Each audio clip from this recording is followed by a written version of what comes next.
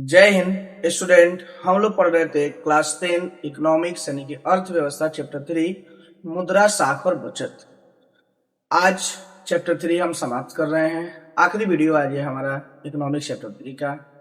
अब आप इसके बाद क्या पढ़ना चाहते हैं, क्या आपकी डिमांड्स हैं, अब बता दीजिए। नहीं तो मैं इकोनॉमिक्स को ही आगे फिर से कंटिन्यू करूंगा, क्योंकि इकोनॉमिक्स का जरूरत हमारे बच्चों को ज्यादा है। जो बच्चे पढ़ते हैं उन बच्चों को इकोनॉमिक्स का जरूरत ज्यादा है।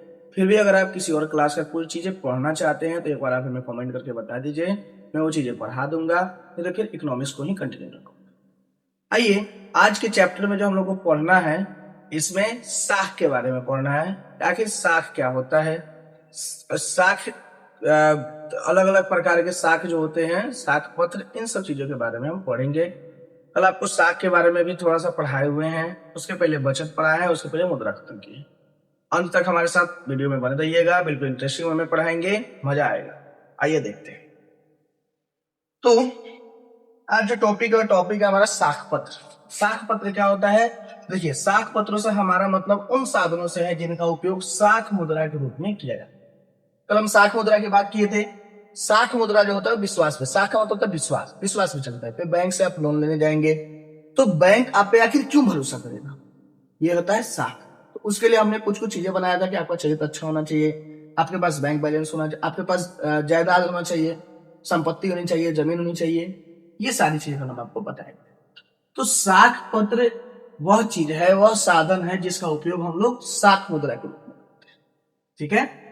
अब देखो, मुद्रा जो है, मुद्रा को कानूनी मान्यता प्राप्त होता है, जबकि साख पत्रों को कानूनी मान्यता प्राप्त नहीं है।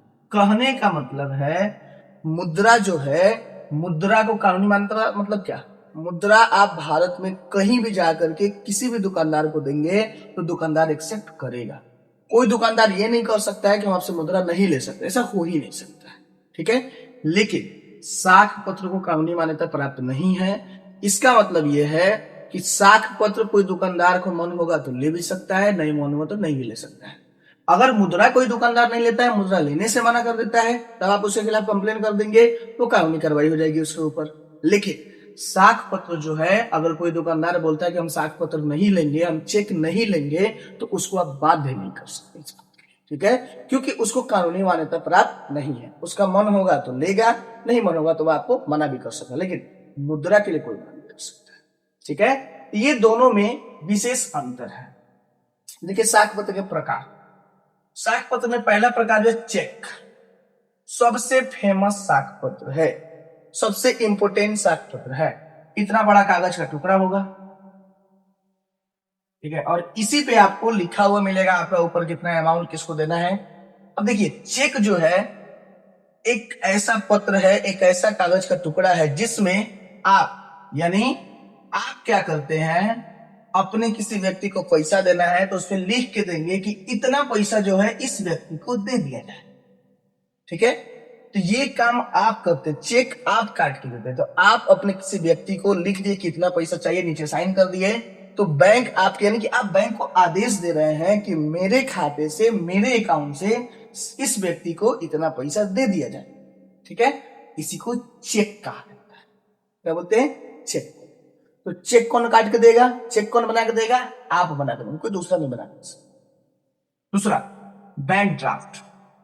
बैंक ड्राफ्ट क्या होता है? सेम तरह का एक कागज का टुकड़ा है, लेकिन इस बार जो है बैंक ड्राफ्ट बैंक बनाएगा। कौन बना के देगा? बैंक। जैसे मान लीजिए कि आपको बैंक से कुछ पैसे, अपने ही अकाउंट से पैसे निकालना है, या फिर मान लीजिए आपको ऐसा लग रहा है कि हमने, जैसे मान लीजिए आप कहीं है, दिल्ली में है, तो दिल्ली में आप अपने बैंक के अकाउंट में पैसा जमा कर दिए, एक निश्चित रकम जमा कर दिए।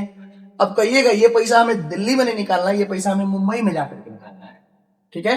तो फिर मुंबई में तो ब्रांच चेंज हो गया, अब ब्रांच से पैसा निकलेगा नहीं।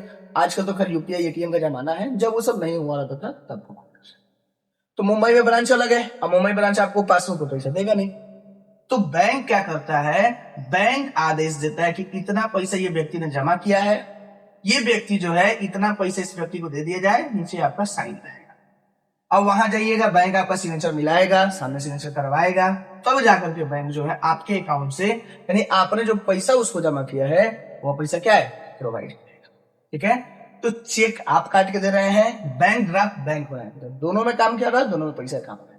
आप चेक में अपना पैसा किसी और को दे रहे हैं, लेकिन बैंक ड्राफ्ट जो है आप अपना पैसा एक जगह से दूसरी जगह जाकर के निकालना चाहते हैं, तो उसके लिए आप बैंक ड्राफ्ट करना चाहते हैं। ठीक है। तीसरा यात्री चेक। यात्री चेक क्या होता है? सेम कागज का टुकड़ा, लेकिन ये आप कहीं भी अगर जा रहे हैं, जैसे मान लीजिए ये चेक जो है सेम इसी तरह का काम यात्री चेक करता है। बैंक क्या करेगा? आपको बना देगा यात्री चेक, कुछ निश्चित पैसा जमा कीजिएगा तो बना देगा। आप कहीं भी जाकर के किसी भी ब्रांच से, जरूर नहीं कि उसी बैंक का ब्रांच, किसी भी बैंक के ब्रांच से जाकर के आप पैसा निकाल सकते हैं। एक फिक्स अमाउंट बैंक में आप अपना जमा कर दीजिएगा, आपको मिल जाएगा यात्री चेक। अब वो आप कहीं भी किसी भी शहर में जाइए, किसी भी बैंक में जाकर के वो आप दीजिएगा यात्री चेक को, तो बैंक उसके बदले आपको क्या है? पैसा मिलेगा। नमूना के रूप में आपका यहाँ सिग्नेचर रहेगा, सिग्नेचर मिलाएगा, मिलाकर के आपको पैसा दे देगा। चौथा प्रतिज्ञा पत्र, बॉन्ड पेपर इसको कहा जाता है, इधर नॉर्मल भाषा में बॉन्ड पेपर बोलते हैं।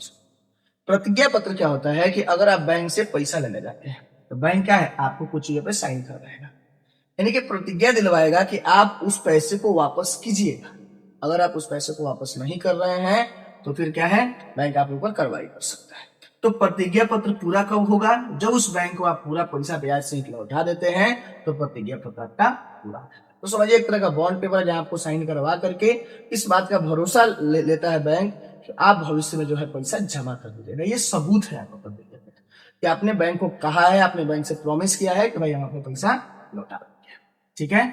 लास्ट वीडियो था ये हमारा, ये भी थोड़ा अच्छा क्वेश्चन है, आता है बोर्ड में, नोट कर दीजिए इसको। आई होप आपको मेरा वीडियो पसंद आया हो। वीडियो पसंद आया तो वीडियो को लाइक करें, चैनल को सब्सक्राइब करें। आप हमारे साथ फेसबुक, इंस्टाग्राम के माध्यम से जुड़ के आपकी जो समस्याएं हैं, आप अपनी समस्याएं हमें भेज सकते हैं। मैं कोशिश करूंगा जितना जल्दी हो सके आपकी समस्याओं का समाधान कर सकूं। तब तक के लिए जय हिंद।